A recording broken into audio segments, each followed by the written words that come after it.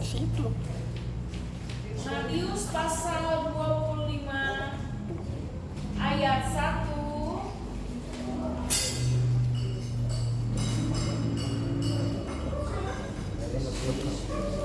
Oke, kita baca bersama-sama 3, 2, 1.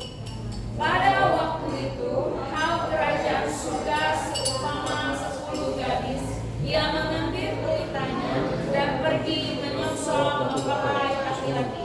Bapak Ibu Saudara yang dikasihi Tuhan, ada latar belakang mengapa ayat ini diambil menjadi perumpamaan Tuhan Yesus. Jadi latar belakangnya menurut tradisi setempat, mempelai laki-laki ketika mau mengambil seorang istri dalam tradisi Israel, biasanya mempelai laki-laki itu akan datang ke rumah mempelai perempuan. Nah, setelah itu para gadis-gadis dan tamu-tamu itu akan pergi bersama kedua mempelai yang laki-laki untuk melaksanakan perjamuan kawin. Jadi Yesus terkadang memakai pengajaran kepada bangsa Israel, khususnya adalah orang Yahudi, dengan tidak pernah luput dari keadaan, humor, latar belakang, pekerjaan. Disitulah dia masuk untuk membimbing seseorang. Nah, pada Matius pasal 25 ini benar-benar memperingatkan kita semua, baik saudara semua yang ada di sini, termasuk saya, supaya kita menjadi mempelai daripada Yesus Kristus. Bilang jadi mempelai. Kita buka lagi di dalam kitab Wahyu saat ini, dalam Wahyu pasal 19 ayat 7.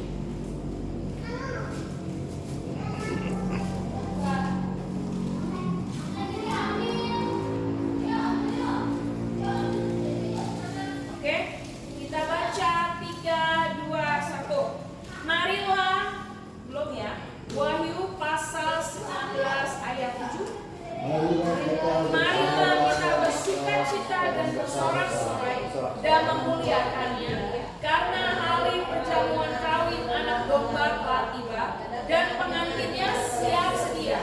Bapak Ibu Saudara yang dikasihi Tuhan, kita nggak tahu kapan Tuhan datang yang kedua kali. Alkitab mencatat setiap orang tidak ada yang tahu Yesus datang kapan sebagai mempelai laki-laki.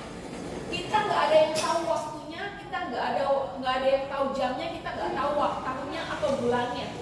Tetapi kita bisa melihat tanda-tandanya ketika Yesus mau datang yang kedua kali. Kalau zaman sekarang ini tanda-tandanya udah semakin dekat, termasuk salah satunya krisis ekonomi secara global, secara dunia, itu merupakan salah satu tandanya. Maka daripada itu, semua yang ada di sini, marilah kita benar-benar mempersiapkan diri menjadi mempelai Tuhan, bukan dengan rasa takut Yesus datang segera, takut nggak diangkat. Banyak orang yang ditanya, kalau Yesus datang hari ini siap sedia gak? Tidak. Tapi kalau saya siap. Karena kenapa?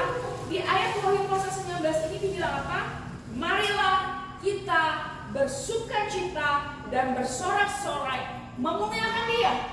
Jadi ketika Yesus datang yang kedua kalinya, kalau kita mempersiapkan diri, otomatis pasti kita bersukacita. Pasti kita akan bersorak-sorai. Tapi kalau Dia nggak bersiap-siap sedia, otomatis ketika Yesus datang, mulai rasa khawatir, mulai rasa takutnya luar biasa, bagaikan mendatangkan malapetaka bagi dirinya sendiri. Bapak Ibu Saudara yang dikasihi Tuhan. Nah, pertanyaannya, Bu, bagaimana sih ketika Yesus datang yang kedua kali? Apa yang harus saya persiapkan? Mungkin semuanya sudah pada pernah menikah ya. Nah, waktu kita mau menikah dengan pasangan kita, otomatis kita mulai hunting-hunting tentang tempat. Kita mulai hunting-hunting baju pesta, mungkin yang pernah merasakannya. Hunting-hunting mengenai konsumsi, hunting-hunting pernak-pernik, semuanya disiapkan dengan baik. Acara cuma 2 jam, persiapannya bisa 6 bulan. Itulah yang disebut pernikahan, Bapak Ibu Saudara yang dikasihi Tuhan. Tapi saya ngambil secara garis besar. Otomatis seorang mempelai nggak mungkin pakai baju compang-camping. Betul atau betul? Otomatis ketika dia mau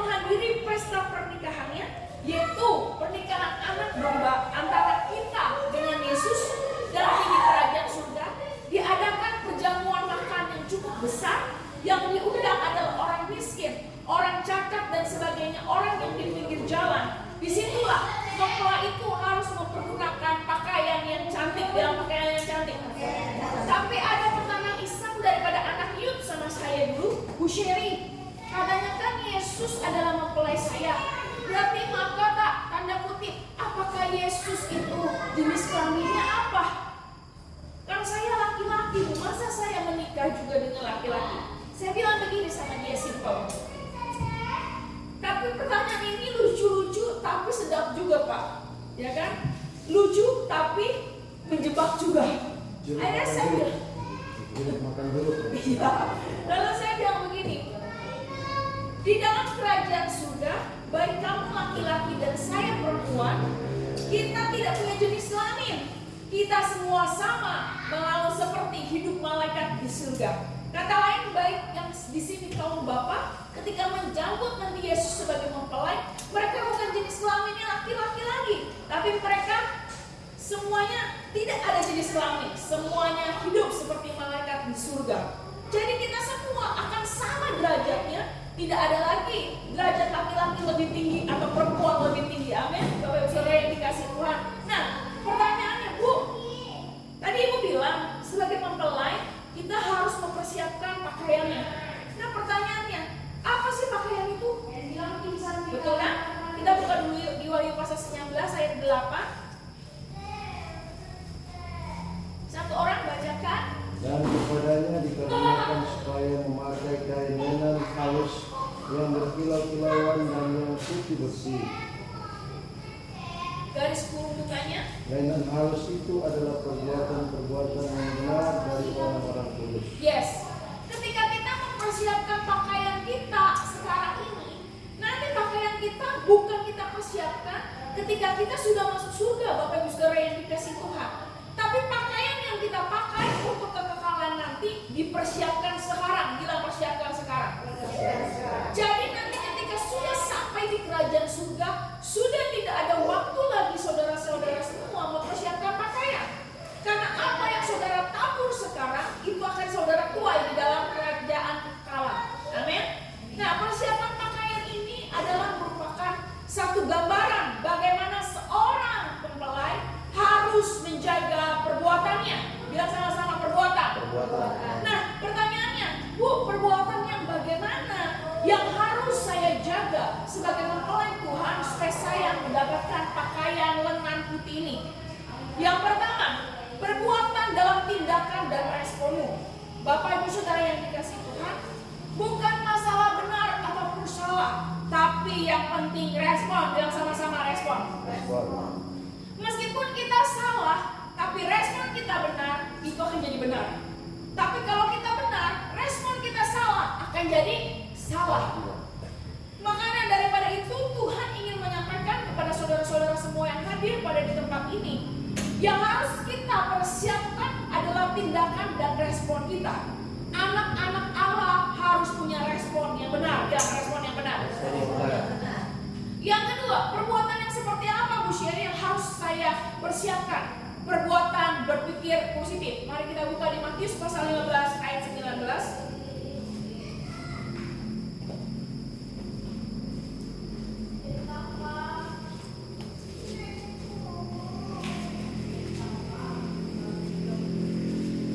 Matius pasal 15 ayat 19.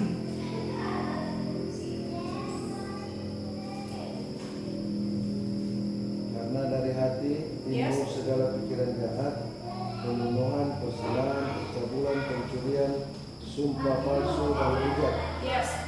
Perbuatan dalam pikir positif. Jadi perbuatan pikiran positif yang bagaimana? Apa yang kita pikirkan semua timbul dari hati. Bilang sama-sama, dari hati. Jadi kalau kita mau melakukan pembunuhan, sebenarnya dari yang kita pikirkan. Dari apa yang timbul daripada hatinya yang jahat, kita pikirkan, baru direncanakan bagaimana strategi membunuh seseorang. Nah, di sini juga bilang apa? Perzinahan. Ada sesuatu rasa keinginan, lalu timbul dipikirkan, lalu terjadilah perzinahan. Inilah yang disebut yang Tuhan mau kita semua anak-anak Tuhan mempersiapkan pakaian kita dengan membawa pikiran-pikiran yang bisa membangun iman kita. Amin. Yang ketiga, bagaimana pakaian yang selanjutnya yang Tuhan maksudkan di sini adalah perbuatan dalam berucap. Bilang sama-sama berucap. Matius 12 ayat 36.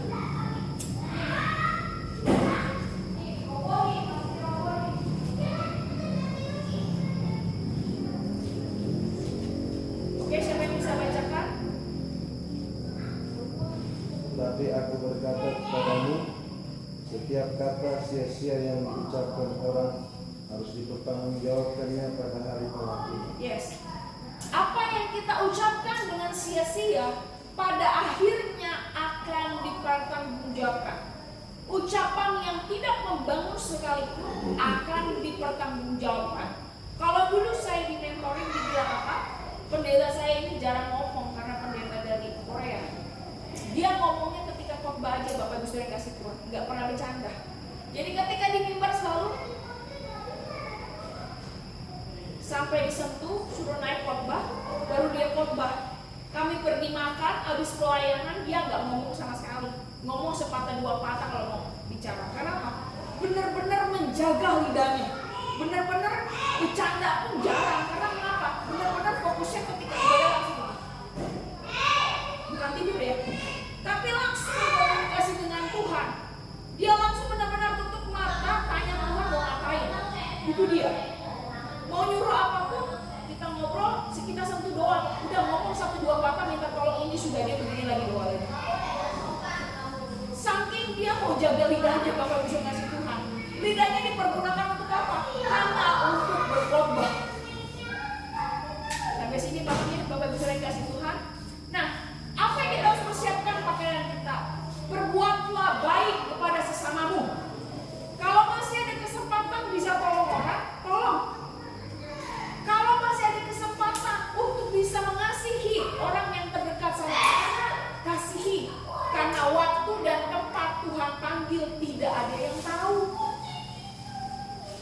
Ada waktunya juga bisa ucapkan sayang sama orang yang terdekat sama kita, ucapin. Ada waktunya juga kalau masih bisa ucapkan terima kasih dan maaf, ucapkan. Jangan sampai ketika Tuhan sudah panggil orang tersebut, nyesalnya di belakangan. Paham ya Bapak Ibu yang dikasih Tuhan?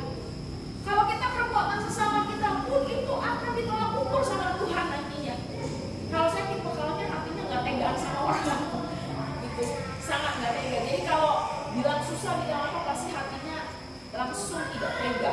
Maka daripada itu respon kita pun harus seperti itu, Bapak Ibu Saudara yang dikasih Tuhan. Punya hati yang selalu punya belas kasihan, bukan sama-sama belas kasihan. Oke, yang kedua, apa yang harus dipersiapkan seorang mempelai dalam menyambut pasangannya? Yang kedua, mempersiapkan pelita. Sama-sama bilang pelita.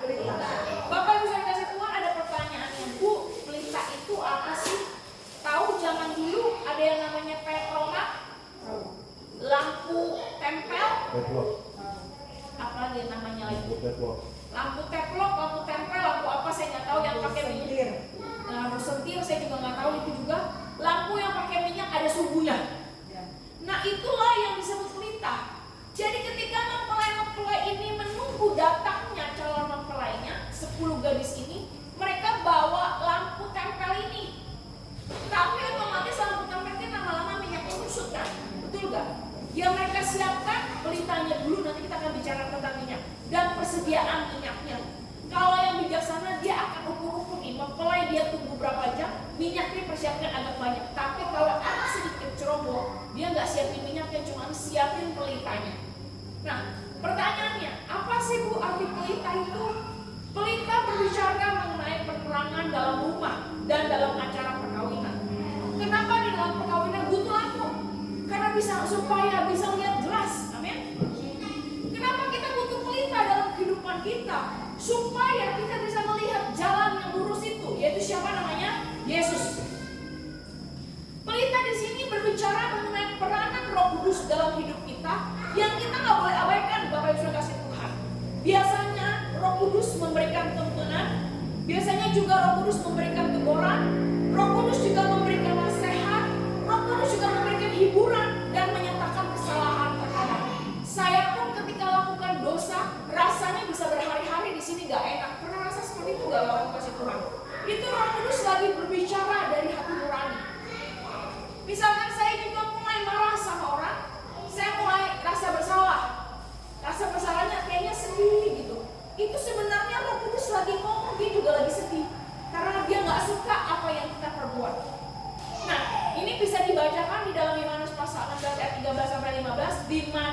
fungsi Roh Kudus dan bagaimana peranan daripada Roh Kudus itu. Nah, Bapak Ibu yang kasih Tuhan, apa itu juga pelita lagi? Pelita itu apa sih yang Tuhan mau dari pelita ini? Pelita juga berbicara mengenai firman Tuhan yang saudara baca dan saudara dengar. Kita buka dulu yuk di Mazmur 119 ayat 105. 119 ayat 105.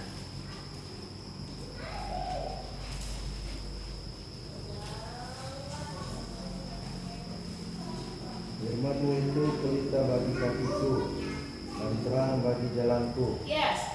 Firman-Mu itu adalah pelita bagiku dan terang bagi jalanku. Jadi kenapa kita penting dengar firman Tuhan?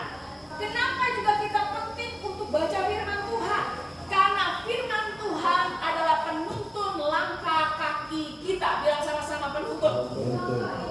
Kalau kita nggak pernah baca firman, kita nggak pernah dengar firman, ketika orang mengajarnya salah, kita langsung telan. Karena apa? Maaf kata, bodoh firman. Dia tidak pernah mendalami isi Alkitab. Jadi diajarkan sama pendetanya salah aja langsung. Itulah mulai gampang masuk yang namanya pengajaran sesat. Bilang kiri kanan, makanya baca firman. Oke? Yang selanjutnya Bapak Ibu Saudara yang dikasih Tuhan, pelita juga berbicara mengenai roh manusia. Yuk kita buka lagi di Amsal 20 ayat 27.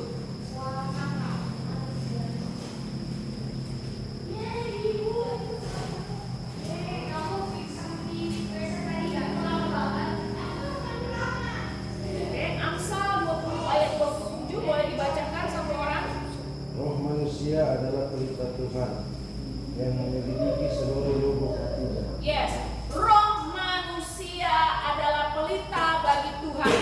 Yang kata lain yang menyelidiki seluruh lubuk hatinya. R-nya sini huruf apa pertanyaan saya? Berarti rohnya siapa? Rohnya Tuhan yang di dalam diri kita yang disebut Roh Kudus.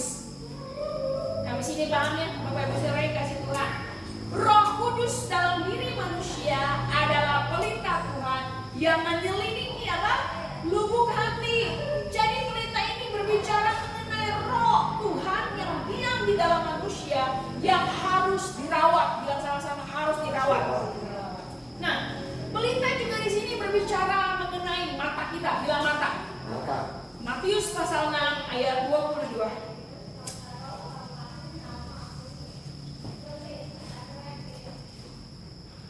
Mata adalah pelita tubuh. Yes. Jika matamu baik, teranglah seluruh tubuhmu. Yes. Mata adalah pelita tubuh. Jika matamu baik, teranglah seluruh tubuhnya. Pelita berbicara mengenai mata kita. Kita harus melihat hal-hal yang baik. Jangan sampai ketika kita selalu banyak nonton TV, selalu banyak nonton yang di TikTok, nonton Facebook, tapi melihat Alkitab tulisan semua, kepalanya pusing. Setuju atau setuju? Setuju ya, berarti itu yang dilakukan di rumah. Maka dari itu sering melihat gambar-gambar dalam TikTok dan sebagainya. Ketika lihat tulisan semuanya tidak bisa hafal. Kenapa? Daya konsentrasinya mulai diambil oleh roh jahat. Bapak Ibu Saudara yang dikasihi Tuhan, kita harus melihat mata kita, harus baca Alkitab. Bilang baca Alkitab. Salah satunya apa Bapak kasih Tuhan, ada kesaksian.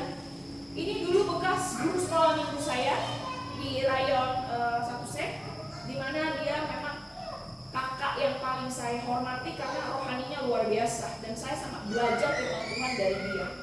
Nah, tiba waktu itu dia mulai kerja di gereja saya yang sekarang, udah lama gak ketemu ya, belasan tahun. Lalu dia berkhotbah, saya dengar, dia bilang gini. Saat itu dia mengambil tema khotbah dan dia bercerita, dia mulai malas baca Alkitab. Dia bawa setir sendiri mobil karena malas, karena saking sibuknya pelayanan di sini sana. Dia mulai baca Alkitab yang audio, Pak. Enggak dibaca dong, berarti didengar ya. Didengar 10 pasal. Roh Kudus ngomong di telinga dia lagi nyetir, namanya KC misalnya. C, kamu kenapa enggak baca Alkitab? Kan udah dengar Tuhan. Sama aja dong. Dengar firman Tuhan itu audio. Matius pasal 1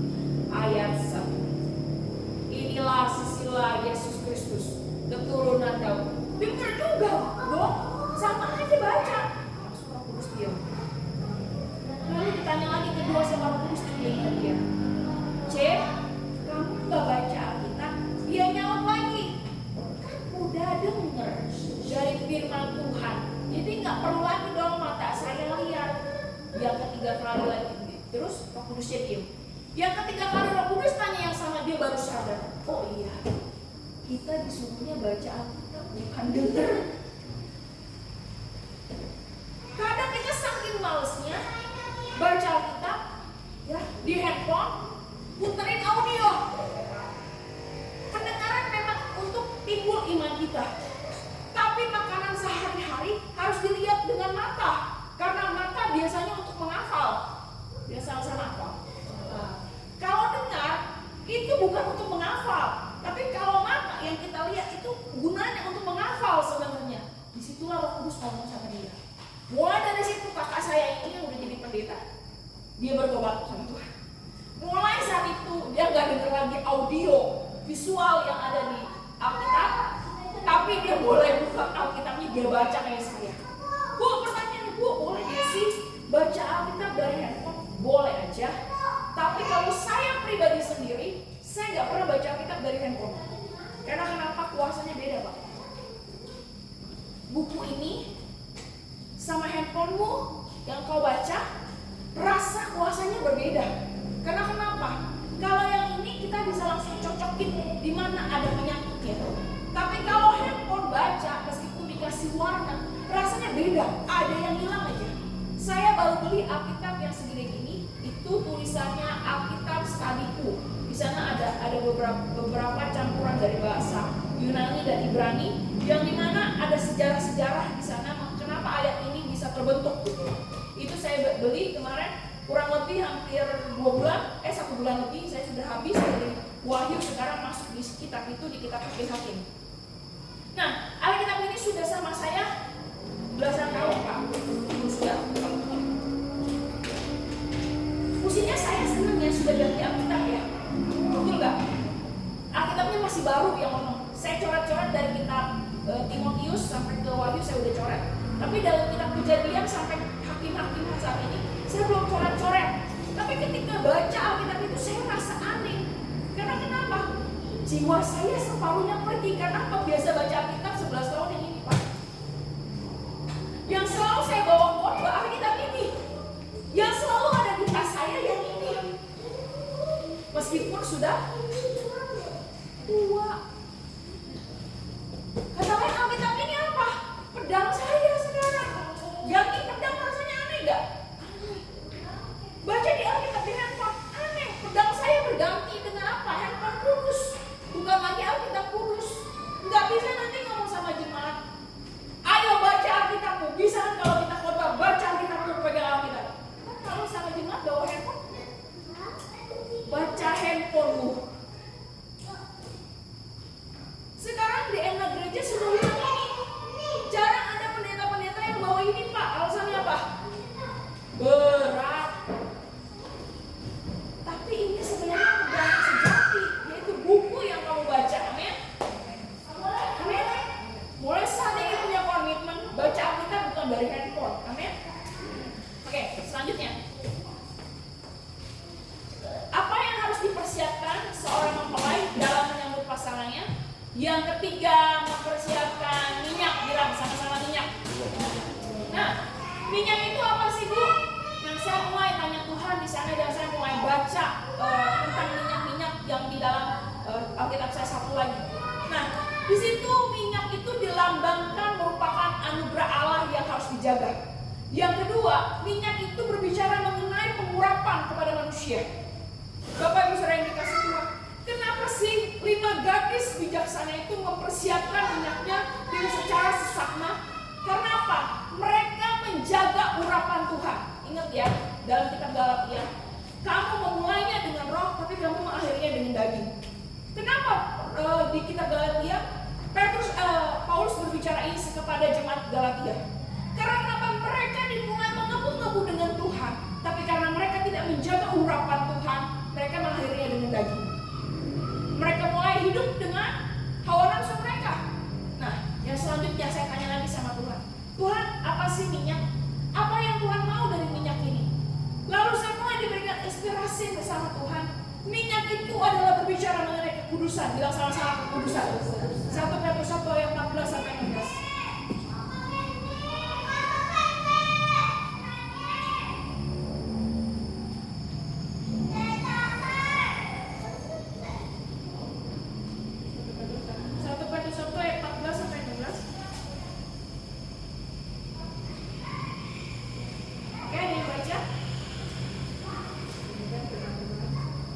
sebagai teman yang taat, dan jangan menuruti hawa nafsu yang menguasai kamu pada waktu kebodohan.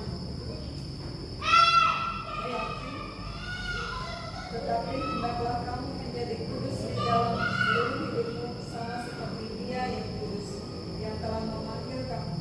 Sebab ada tertulis, kuduslah kamu, sebab Aku kudus. Yes, amin. Amin. Bagi orang Kristen banyak sekali meremehkan kata kudus. Bu, kan gak bisa kudus, masih manusia jasmani, pasti ada aja lakukan dosa. Banyak kayak ngomong kayak gini, Bapak Ibu Saudara yang kasih banyak. Tapi kekudusan itu harus dijaga, karena firman Tuhan selalu benar. Kuduslah kamu karena Aku kudus. Tanpa kekudusan kita tidak pernah melihat Allah. Tanpa kekudusan kita mau berikan kompromi dengan dosa, kita tidak akan pernah mengalami pengurapan daripada Tuhan.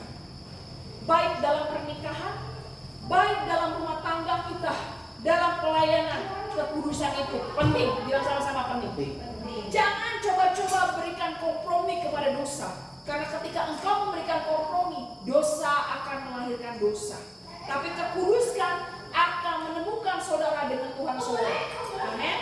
Nah, minyak di sini juga bisa diartikan untuk mengobati dan penguburan, yaitu meninggalkan dosa yang lama, bangkit menjadi manusia yang baru. Ingat gak? Sebelum Yesus disalibkan, ditangkap, dan digantung di kayu salib, ya, Yesus diberikan minyak satu tubuhnya oleh satu perempuan namanya Maria Magdalena, lalu menyeka rambutnya, tapi murid-muridnya marahin perempuan ini, buang karena cukup mahal minyak itu. Lalu Yesus menjawab apa? Saat itu, biarlah mempersiapkan penguburanku. Mempersiapkan penguburanku. Kata lain, minyak adalah berbicara kita menjadi manusia yang baru. Tidak seperti yang dulu-dulu. Ada proses, progres yang harus kita persiapkan untuk berubah. Biar sama-sama berubah. Oke, yang selanjutnya, apa yang harus dipersiapkan seorang mempelai dalam menyambut pasangannya? Yang selanjutnya, mempelai harus mempersiapkan dupa yang wanginya yang sangat semerbak. Ingat ya, para perempuan, ketika mau masuk ke dalam pernikahan, biasanya dikasih tiket gratis untuk liburan. Bener nggak? Make up sekali, make up, liburan dikasih uang yang sehari sebelum pernikahan, cat kuku, cat tangan semuanya. Supaya apa? Supaya cantik. Kita pun ketika menjadi mempelai di dalam Tuhan, kita butuh wangi-wangian. Bilang sama-sama wangi-wangian. Wangi-wangian itu berbicara mengenai apa? Ibu sekali. Oke, persiapkan dupa wangi-wangian adalah berbicara untuk berjaga-jaga di dalam doa, pujian, penyembahan setiap waktu. Bilang sama-sama, doa, pujian, penyembahan setiap waktu. Wahyu pasal 5 ayat 8.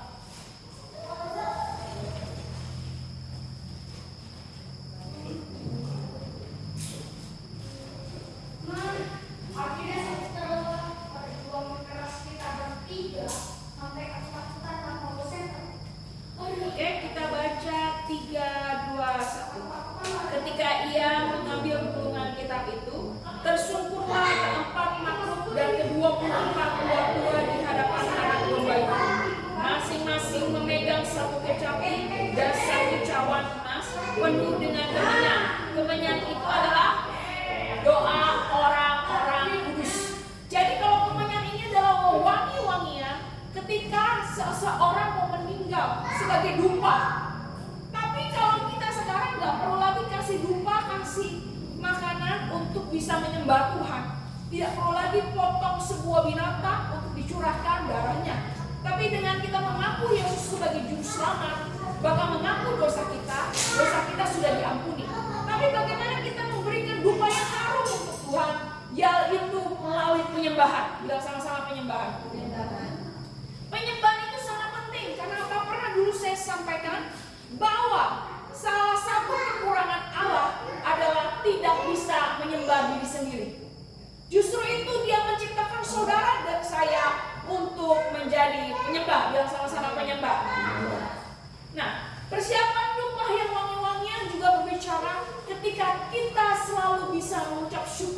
Tuhan dalam hal kecil. Ketika bangun pagi, Tuhan terima kasih sudah bisa melek. Sebenarnya itu sudah ucapan syukur. Tuhan terima kasih punya air putih. Pernah gak kayak gitu? Minum air putih aja bilang Tuhan terima kasih dapat air putih. Tapi karena sudah terbiasa sama air putih kan gak pernah lagi kita ngomong Tuhan terima kasih dapat air putih kan. Padahal punya air putih aja di tangan kita itu harusnya sudah bersyukur. Amin. Kita masih punya pakaian yang bagus tidak compang-camping. Terima kasih Tuhan, saya sudah punya pakaian. Atau yang perempuan-perempuan sudah menggemuk, Tuhan terima kasih saya tambah bugar.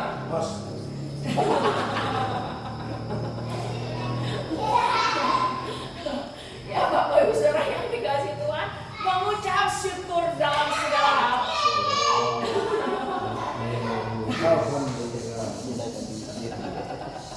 Itu adalah mempersiapkan dupa yang wangi kepada Tuhan. Oke? Mempersiapkan dupa yang wangi-wangian juga adalah berbicara untuk menyenangkan Tuhan dengan mempersembahkan korban yang terbaik. Korban yang seperti apa? Roma 12 ayat 1 sampai 2.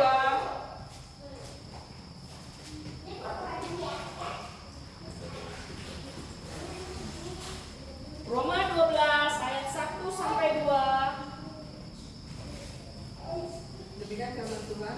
Karena itu, saudara-saudara, demi kekurangan Allah aku menasihatkan kamu supaya kamu mempersiapkan tubuhmu sebagai persembahan yang hidup, yang kudus dan yang berkenan kepada Allah.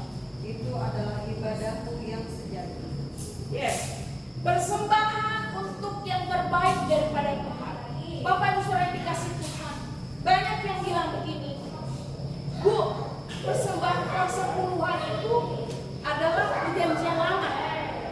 Sebenarnya persembahan persepuluhan dalam perjanjian baru seluruh hidupmu. Kata lain 100% penghasilanmu punyanya Tuhan. Anakmu, waktumu, tenagamu, suamimu, pekerjaanmu, semuanya punya Tuhan. Kenapa? Seluruhnya tubuhmu jadi persembahan. Bukan lagi kambing domba, bukan lagi korban sajian, korban bakaran yang diberikan, korban penebusan salah, tapi adalah hidupmu. Dan sama-sama hidup. Di sini bilang apa? Mempersembahkan tubuhmu sebagai persembahan yang hidup, yang kudus dan berkenan kepada Allah, yaitu ibadahmu yang sejati. Ibadah yang sejati adalah mempersembahkan tubuh kita yang katakan seluruhnya bilang Tuhan, hidup saya punyanya Tuhan, bukan milik saya lagi. Bukan milik saya lagi. Yang kata lain seluruh tubuh kita adalah punyanya Tuhan. Makanya selalu ketika pelepasan kita bicara, aku milik Kristus. Sehingga dia mendeklarasikan bahwa seluruh hidupnya adalah milik Kristus. Ingat, Paulus bilang begini, hidupku yang sekarang bukan hidupku lagi, tapi Kristus yang tinggal di dalam aku. Dulu masa laluku adalah seperti sampah, tapi sekarang aku ikut Tuhan adalah kebahagiaan yang penuh. Ini dalam bahasa sehari-harinya. Paulus punya hati yang seperti itu. Karena kenapa? Paulus benar-benar dulu siapa? Dia bangsawan loh. Yang punya darah biru. Yang kata lain seorang yang susah dapatnya. Gelar Rum itu susah dapatnya. Tapi ketika ikut Tuhan dia tinggalkan loh. Bangsawan ini ahli Tauratnya, Alkitab suruh dia hafal. Kayaknya luar biasa, dia tinggalin supaya apa? Benar-benar melayani Tuhan sepenuh waktu. Amin. Saya nggak melarang semuanya untuk bekerja baik, tapi utamakan Tuhan dalam hidup kita, pasti diberkati. Amin. Oke, yang selanjutnya, bagaimana sih sikap mempelai dan karakter seorang mempelai? Itu yang harus kita tanya ya. Ingat, pernikahan di dalam Tuhan yang benar-benar disahkan adalah pernikahan pertama. Tidak ada pernikahan berikut-berikutnya. Karena kenapa? Yang Tuhan mau di dalam pernikahan adalah kesetiaan. Bilang sama-sama kesetiaan. Ketika pernikahan adalah mengikat janji, pernikahan secara jasmani ya. Begitu juga kita menjadi mempelai Tuhan, kita mengikat janji dengan Tuhan. janji yang tidak bisa dipisahkan kecuali maut. Bilang sama-sama maut. Nah yang kedua, apa yang harus mempunyai sikap mempelai? Mempelai harus punya sikap yang rajin. Banyak anak-anak Tuhan malas berdoa, malas baca Alkitab, malas datang ibadah. Saya masuk yang hari ini nggak ikut sesi. Yang ketiga, termasuk saya bilang malas. Kenapa? Mau tidur. Manusia rohaninya tidak mau dibangun. Yang dia butuhkan adalah manusia jasmaninya yang harus dipenuhi. Ini yang disebut apa? Tidak siap menjadi mempelai. Seorang mempelai harus bayar harga dalam kerajinannya. Karena kenapa? Persepuluhannya pun waktu pun 10%. 24 jam 10%-nya 2 jam 40 menit harus untuk Tuhan setiap hari. Sudah beri 2 jam 40 menit untuk Tuhan. Berdoa, baca Alkitab, melayani Tuhan. 2 jam 40 menit itu minimal. Kasih persepuluhan waktu. Tapi banyak anak Tuhan malas kan? Sudah beri ini? Belum. Yang ketiga, sikap mempelai. Mempelai harus punya kerendahan hati. Bilang sama-sama rendah hati. Tuhan sangat membenci orang yang congkak. Bagi Tuhan orang congkak adalah kekejian yang sangat besar. Kalau seorang mempelai tidak punya kerendahan hati, dia punya kesalahan, punya dosa, malas mengakuinya, Tuhan pun rasanya tidak mau dengan mempelai ini. Makanya terjadilah mempelai yang 5 bijaksana, 5 bodoh, karena tidak punya kerendahan hati kan? Kenapa saya bilang tidak punya kerendahan hati? Coba meskipun dia tidak ada minyaknya, dia cari, dia tunggu tetap mempelai itu. Maaf, minyaknya tidak sedia, tidak ada lampu. Saya menggambarkan di otak saya itu pasti Tuhan terima. Tapi karena bodohnya dia sibuk, karena minyaknya nggak ada, dia cari sini sono, itu sudah ditutup. Kenapa? Tidak ada kerendahan hati. Sampai sini paham? Oke, selanjutnya. Mempelai harus mempunyai bijaksana. Bijaksana yang seperti apa Bapak Ibu Saudara yang dikasih Tuhan? Bijaksana dalam mengelola waktumu. Bijaksana dalam mengelola keuanganmu. Bijaksana dalam mengelola anak-anakmu dan keluargamu. Bijaksana dalam pekerjaanmu. Bijaksana dalam pelayananmu. Bijaksana juga dalam tindakan dan pola pikirmu. Amin. Yang kelima, bagaimana sikap mempelai? Mempelai harus siap sedia dan berjaga-jaga. Ingat, Tuhan datang, tidak ada yang tahu. Biasanya Tuhan datang lagi masa damai, bukan masa lagi hiruk pikuk atau masa perang. Makanya persiapkan diri dari sekarang. Jangan sampai ketika Tuhan datang, Tuhan lihat gua berpakaian. Ingat ya, meskipun kita pakaian bagus sekarang. Saya dulu pernah tahu ini dari mana, Pak? Saya pernah dulu kerja di toko mainan di pasar pagi. Nah, orang ini punya mata batin ceritanya. Karena dia bekas tahu mungkin gimana kalau lihat orang tuh, Pak, itu keranjang semua, Pak. Dia bilang sama saya, cerita bahwa saya ini orang Kalimantan juga. Dia bilang gini, itu keranjang. Pakai baju, Pak. Saya bilang, saya masih kecil, polos waktu itu masih SMA sebenarnya. Sekolah saya bekerja. Polos kok, saya bilang, enggak, keranjang. Saya bisa lihat dalamnya semua. Di situ saya ngambil kesimpulannya, saya lihat kamu pakai yang nggak pernah telanjang, kamu pakai baju putih katanya. Saya nggak bisa lihat dalam kamu. Oh, di situ saya punya satu pemikiran. Orang Kristen punya pakaian di hadapan Tuhan. Tapi masalahnya pakaiannya ada beberapa jenis. Satu yang compang camping karena perbuatan yang tidak benar. Ada pakaian yang sampai selutut, ada yang sampai ke mata kaki. Masalahnya yang mana kita pakaiannya? Harusnya ketika kita masuk dalam kerajaan surga, kita harus siap sedia dengan pakaian yang panjang supaya terlihat cantik dan mengkilat. Siap jaga-jaga. Tidak ada yang tahu. Waktunya semakin dekat Tuhan datang. Tidak ada waktu lagi dulu, pelayanannya nanti aja. Saya dulu begitu, Pak. Waktu saya melayani kesehatan nanti punya anak. Akhirnya Tuhan tegur, anak saya sakit, masuk rumah sakit, dia rakit, Chelsea langsung saya masuk pelayanan selanjutnya. Karena saya sempat waktu waktu itu kurang lebih 2 tahun, 3 tahun sekitar pelayanan. Enggak ada waktu, siap sedia sekarang, berjaga-jaga. Selagi masih bisa, bilang sama-sama selagi bisa.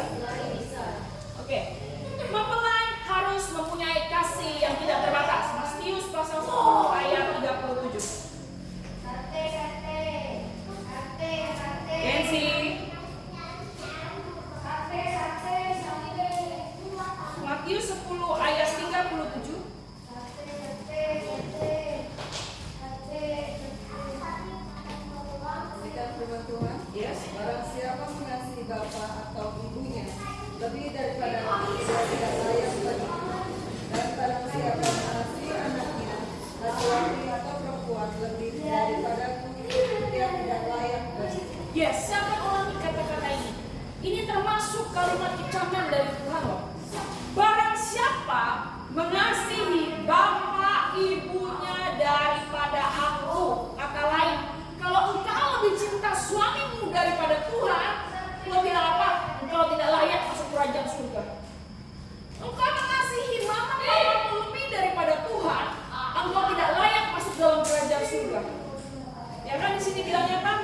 Tapi barang siapa yang mengasihi anak laki-lakinya daripada perempuan daripadaku, dia tidak layak bagiku. Petrus saat itu tanya, Tuhan, saya kan udah ikut Tuhan, saya sudah tinggalkan segalanya, anak, istri, pekerjaan, betul gak? Tapi sekarang upah saya apa sih? Tuhan bilang apa? Kamu tidak akan kehilangan upahmu. Saat ini kamu setelah memperolehnya 30, 60, 100 kali lipat. 30 dibicara mengenai apa? Dijaga kesehatannya. 60 diberkati kesehatan, diberkati anak, diberkati istri, diberkati keluarga, diberkati seluruh aspek kehidupannya. Ini 60. Ada 100 kali lipat. Itu adalah keselamatan. Paham sampai sini? Dan Petruslah yang memegang kunci jurang maut. Di mana Tuhan bilang apa? Aku menitipkan engkau kunci. Ini yang disebut apa? Petrus menerima upahnya 100 kali lipat karena bayar harga untuk Tuhan.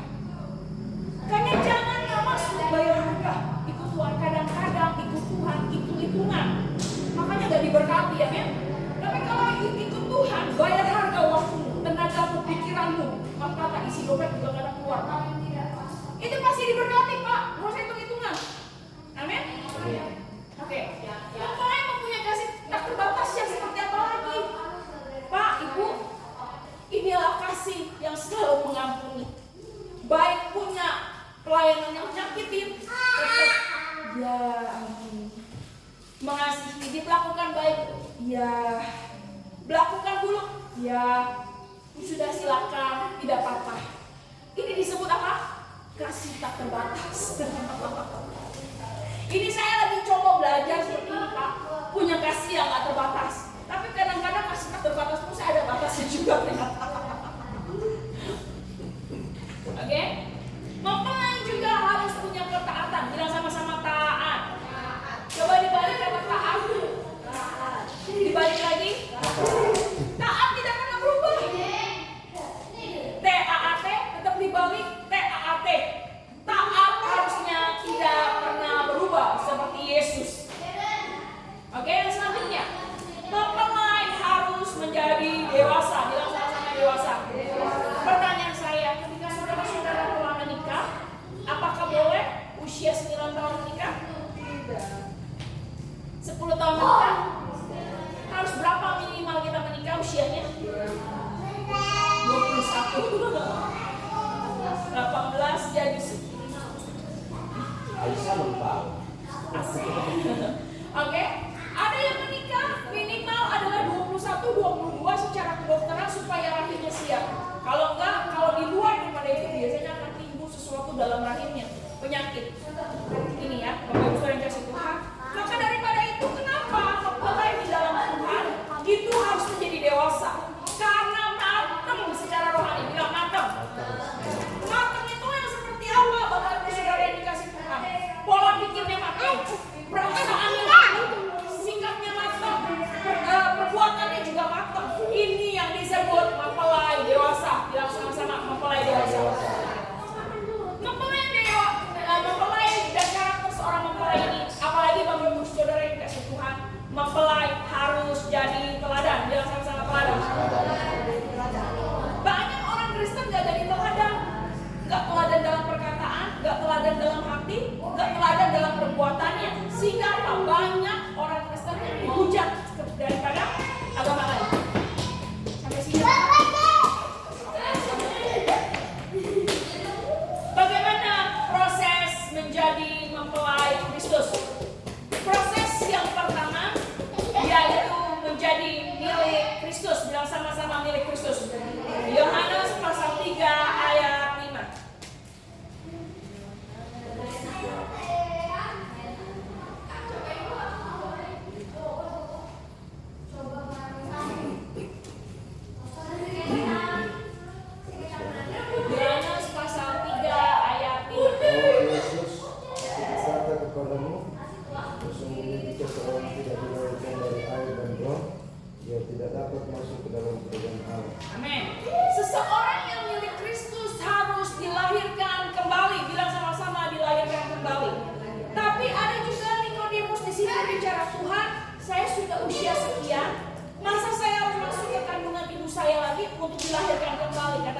Bukan itu maksudnya.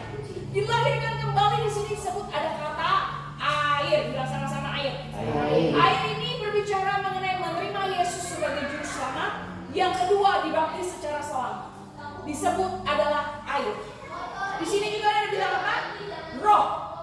Roh ini adalah berbicara mengenai baptisan, menerima perubahan hidup, di mana dia akan menghasilkan buah-buah roh dan dipenuhi oleh Roh Kudus.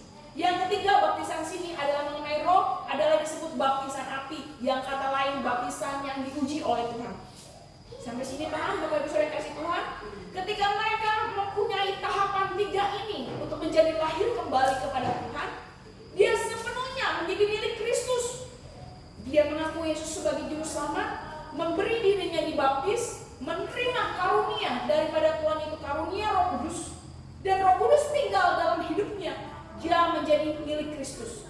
Tandanya apa ketika kita milik Kristus? Setiap orang yang milik Kristus dikasih tanda sendiri di jidatnya. Dengan tanda apa? Seperti darah yang tidak bisa dilihat. Jadi ketika malaikat mau mengambil, kalau dia tahu ini milik Kristus, ini ada tandanya langsung terang. Materai. Langsung seperti sinar bersinar, roh jahat gak berani dekat. Makanya ketika kita masuk rumah, kalau sebenarnya gak perlu pakai senter lagi kalau secara roh. Tapi kita masuk, kita ada roh jahat situ, kita jalan lagi, roh jahat langsung. Kenapa? Sinar ada materainya Tuhan ini gak boleh disembuh. Makanya orang Kristen gak bakal bisa kerasukan sebenarnya kalau dia jadi milik Kristus sepenuhnya. Dia gak bisa disantet, dia gak bisa didukunin, dia gak bisa disentuh, dikirim tulang, kirim apa sama orang, dipakai capek-capek, gak akan bisa kalau benar milik Kristus. Kenapa? Ada materai. Tapi pertanyaannya, Bu, orang Kristen ada yang bisa disantet? Ada yang pertanyaan kayak gitu ya? Karena dia sepenuhnya tidak memberi diri kepada Tuhan untuk ikut Tuhan secara benar. Dia tidak dilahirkan kembali, tidak memberi diri untuk dimateraikan secara baptisan selam. Dia juga tidak memberi diri untuk dipenuhi oleh Roh Kudus. Sehingga apa yang terjadi? Ketika roh jahat menyerang, masuk ke apa? Belum ada tandanya.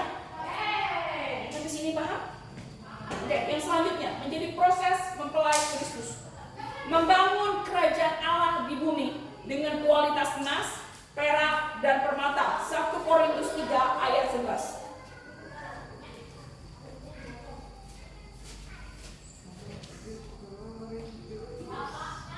3 ayat 11.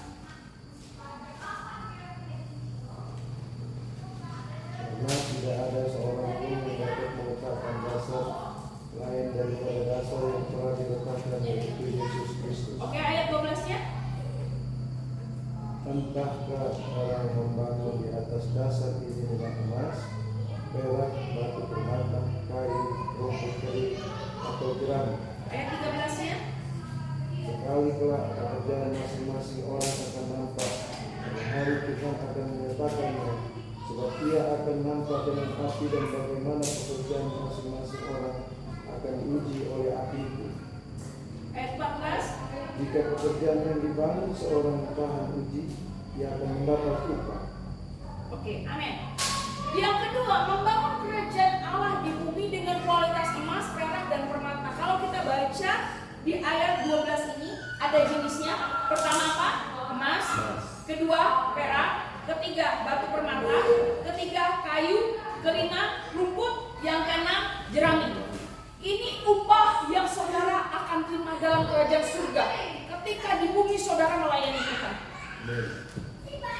Kalau jerami, rumput, termasuk kayu, ketika nanti diuji dalam kerajaan surga, ketika kita meninggal, kita antri ya dalam pengadilan Kristus. Nanti semuanya satu persatu dipanggil namanya. Misalkan saya, pendeta Sherry, saya kan nggak ada campuran, saya kan saktikannya dari Separuh, tapi nama asli saya itu sebenarnya Sherry, bukannya Sherry. Jadi makanya mama saya, kakak saya semua ngomongnya Sherry, karena namanya bahasanya sebenarnya nama saya Sherry, bukannya Sherry, tapi karena salah penulisan KTP nama saya jadi Sherry. Ya Bapak bisa nanya, makanya semua keluarga saya manggil saya Sherry, teman dekat saya manggilnya Sherry. Nah, ketika sudah nanti di surga, Ibu Pendeta Sherry. Nah, di situ malaikat bawa sebuah dus, Pak, dalamnya itu diuji tentang pekerjaan apa yang kita di bumi ini.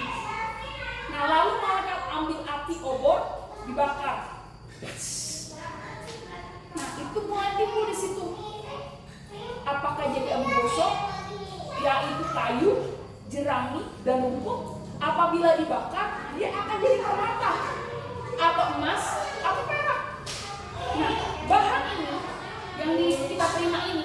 bawa ke rumah tinggal kita nanti di sana. Ini kita dapat dari mana? Apa yang kamu kerjakan sekarang? Kenapa saya tuntut seseorang melayani Tuhan? Karena ini kita diuji namanya. Kalau saya pelayanan, kenapa giat-giatnya? Karena saya udah kekalian. Saya mau dapat mahkota. Saya menangkan satu jiwa menginjil, satu mahkota kehidupan. Pakaian saya terulang. Saya mengembalakan seperti ini. Saya dapat mahkota lagi, sekali tinggi lagi, dan selebihnya dapat upah untuk rumah saya. Amin. Sampai sini Bapak kasih Tuhan. Jadi meskipun kita terlihat rugi melayani Tuhan pada hari ini, tapi gak pernah rugi melayani Tuhan. Kenapa? Ada upahnya dalam kerajaan surga. Kenapa saya berpikir ketika saya pelayanan, saya tidak pernah terima mereka? Karena saya tahu upah saya bukan dari kalian, tapi upah saya di kerajaan surga. Amin. Ini yang saudara harus punya, gitu. Amin. Karena yang kita kejar bukan emas, perak, dan permata secara dunia. Ada dulu anak kecil dapat penglihatan, dia ke surga. Dia lihat seorang bapak-bapak bawa tas koper gede-gede, Pak. Ini penglihatan nyata. Lalu dia tanya sama malaikat itu yang jaga dia, Pak, malaikat itu kenapa bawa koper? Oh, isinya emas. Dia buka tuh emasnya ke malaikat. Malaikatnya ketawa gitu. Ngapain bawa emas dari bumi? Nggak laku coy. Di situ anak kecil ini bersaksi ketika dia sudah sadar dan penglihatan itu cerita kepada kami dulu guru sekolah minggu. Ternyata apa yang kita cari, uang, emas yang kita dapat, rumah, tempat tinggal, baju mewah, branded dan sebagainya, handphone keren, tidak ada hasilnya dalam kerajaan surga. Itu diketawai sama malaikat karena emas di sana lebih berharga. Murni. Amin. Dalam Wahyu pasal 19 bilang apa? Jalanannya seperti emas. Semua tembok-temboknya permata, yapis dan sebagainya. Banyak mutiara di sana. Mau makanan, Tuhan mau pohon itu, pohonnya tinggi. Ini anak sekolah minggu juga yang waktu dapat penglihatan. Tuhan mau buah itu manis rasanya. Tiba-tiba pohon yang tinggi itu, segede dia. Ini praktek makan. Bayangkan enaknya di surga. Lalu di surga dia masuk lagi ke latar-pelataran. Di sana dia melihat para malaikat dan orang-orang di sana menyembah Tuhan. Haleluya, haleluya, haleluya. Ketika mereka bekerja bangun rumah, lihat di sana apa yang terjadi. Mulai ada bangunan-bangunan yang dari bawah, bahan bangunannya naik ke atas. Dia tanya sama malaikatnya, itu kenapa bahan bangunannya naik dari atas, dari bumi ke atas? Iya, ketika orang itu memuji menyembah Tuhan, bahan bangunan pakunya naik. Ketika dia memberikan persepuluhan sama Tuhan, itu persembahannya naik. Ketika dia melayani orang susah, dia melayani jiwa-jiwa, dia mengembalakan, itu naik bahan bangunan untuk rumahnya. Semen, batu bata, semua naik. Jadi malaikat lagi persiapkan rumah. Ingat ya Matius ya, di rumah Bapakku banyak tempat tinggal ya. Inilah salah satu bahan bangunan yang untuk kita bangun rumah kita dalam kerajaan surga. Sampai sini paham Bapak Ibu Saudara yang dikasih Tuhan? Yang ketiga, berjaga-jaga setiap waktu. Matius pasal 24 ayat 42. Karena itu, Ya, silakan. berjaga-jagalah sebab kamu tidak tahu pada hari mana Tuhan datang. Yes. Tetapi ketahuilah ini, jika Tuhan belum tahu pada waktu mana pada malam hari pencuri akan datang, sudahlah pasti ia berjaga-jaga dan tidak akan membiarkan imannya dibongkar. Sebab itu hendaklah kamu juga siap sedia, karena Anak Manusia datang pada saat yang tidak kamu. Amin. Berjaga-jaga setiap waktu dan setiap saat. Karena kenapa penting sekali menjadi mempelai Tuhan, menyiapkan tadi. Kalau kita nggak pakai pakaian, nggak ada minyak, nggak ada pelita, dan nggak ada wangi-wangian, itu pasti ditolak. Ingat ya Ratu Esther yang kemarin tadi saya cerita, ketika dia mau ketemu Raja Ahasiweros, ya Ahasiweros, dia harus diberikan apa? Wangi-wangian kan sangat cantik. Raja lihat dia cantik, itu tunjuk pakai pelengkap.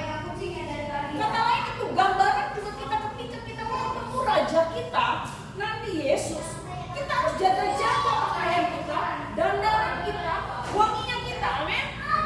Selanjutnya, hidup benar dan berkenan kepada Tuhan. Wahyu pasal 19 ayat 7 sampai 8. Marilah kita bersukacita dan bersorak-sorak dan memuliakan Dia karena hari perkawinan anak domba telah tiba dan pengantinnya telah siap sedia. Dan kepadanya diperlihatkan supaya memakai kain lenan halus yang berkilau-kilauan dan yang putih bersih, yaitu lenan halus itu adalah perbuatan-perbuatan yang benar dari orang kudus. Amin.